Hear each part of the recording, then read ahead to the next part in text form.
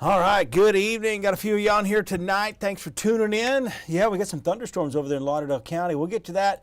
Yeah, it's just booming over that way. You know, that's one area that the atmosphere destabilized again right before sunset, and they just kind of continue on. So we're going to continue to see this pattern as we go on into the rest of the week. Daily thunderstorm chances slowly winding down as we get on through the rest of the evening.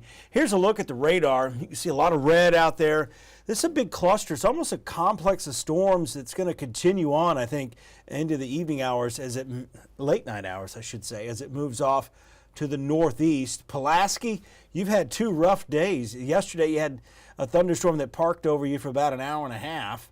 And elsewhere, not much else going on. Atmosphere is pretty stable out there, with that one exception up there in Lauderdale County and far northern Limestone County. A little bit of rain in Ardmore. But Amberley's over these storms. Yeah, there's a lot of lightning out there. I'm sure the dogs don't appreciate it either. But again, a lot of thunderstorms out there. These are going to be daily. It's not going to be a washout. We actually need some rain right now, believe it or not, because the rain, if we don't get rain about every 3 days or 4 days at most this time of year, the ground really starts to dry out. It becomes a real issue out there.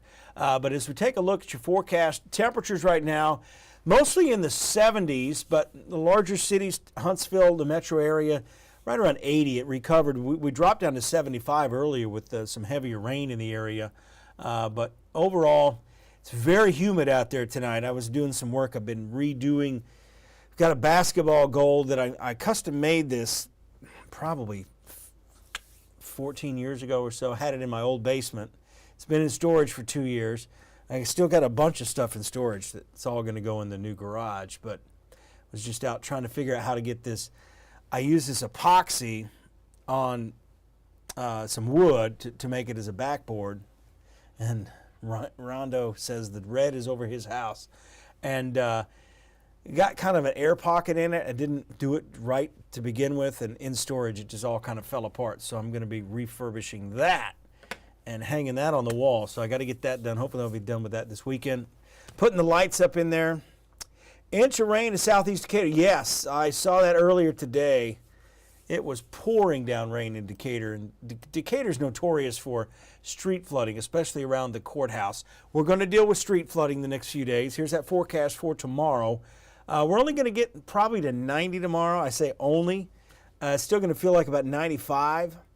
And again, daily thunderstorm chances. Watch the lightning. Again, these are the days where you're out doing yard work, things like that, and you may not notice the storm approaching because it's so hazy and they're slow moving, and then you hear thunder. When you hear thunder, you need to go indoors because you're close enough to get struck by lightning. We've already had several lightning incidents in North Alabama and all across the southeast.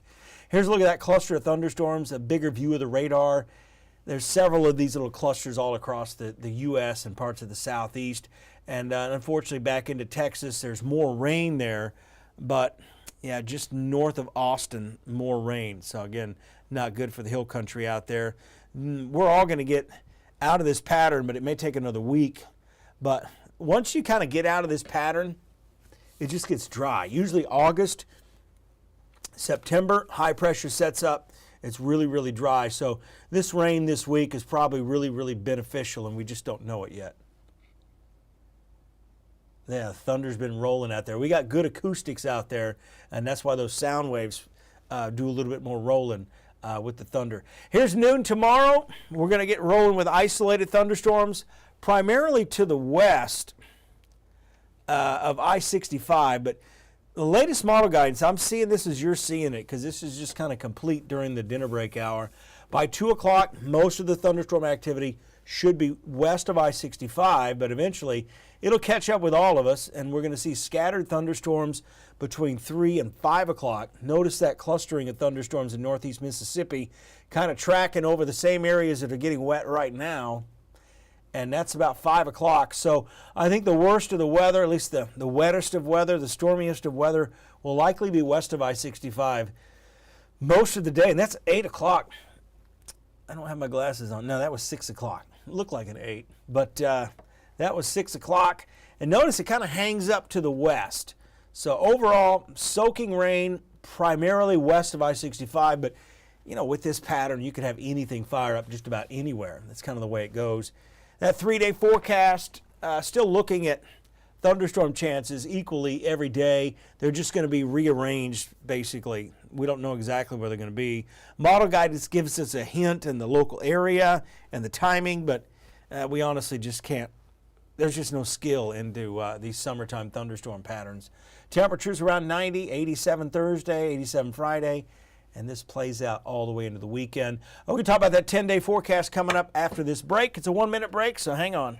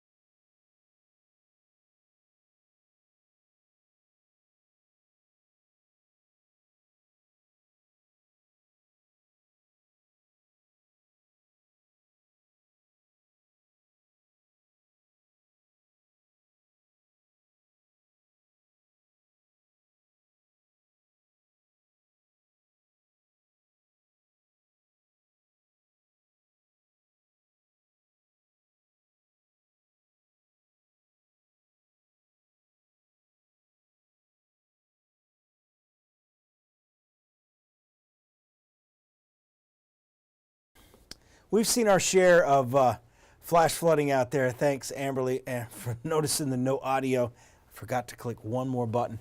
But when it comes to the potential for the street flooding going on out there, we've got more concrete out there as these cities build and expand. And where we used to have the ground where it would saturate into the ground, now it just runs off. And if you don't have some of these retention ponds, which some of these subdivisions are required to build, then you run into issues out there.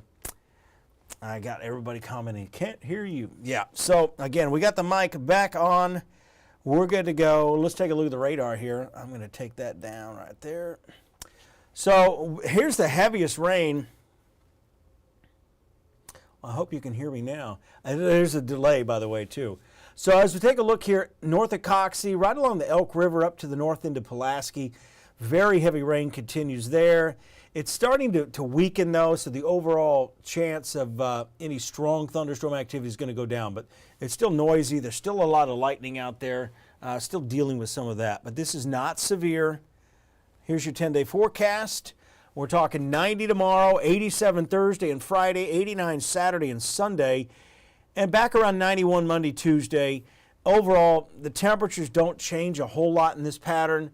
But every day, it's going to vary a bit. It's all going to depend on when the showers and storms move through your area. Again, I just want to stress, each and every day there's a chance of showers and storms. I mean, I don't see any need to cancel any plans.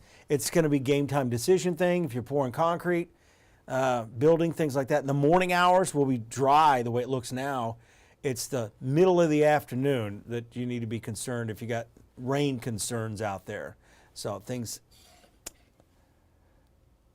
Yeah, the thing is, the challenge, somebody mentioned the wind, is you can get these microbursts. I think we had a microburst today in western Limestone County. Had some report of some trees down, and then I had a few other reports of some damage.